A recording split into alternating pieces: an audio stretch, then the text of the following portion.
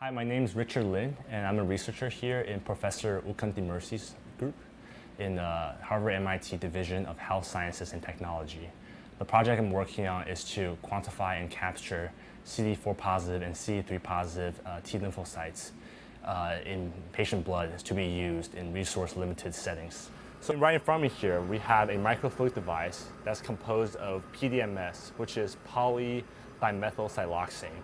The device, the channel itself, the height is 50 micrometers high, and the total volume in the device is 10 microliter. So this is an extremely precise device that we're going to use to capture T helper lymphocytes, basically the diagnostic benchmark for HIV patients.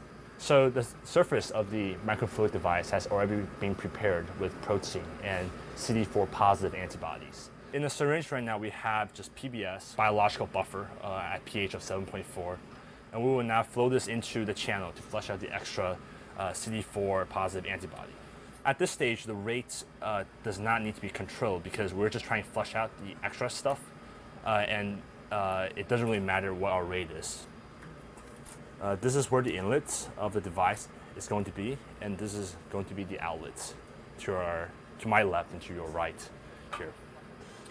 So now I will flush out the extra antibody solution.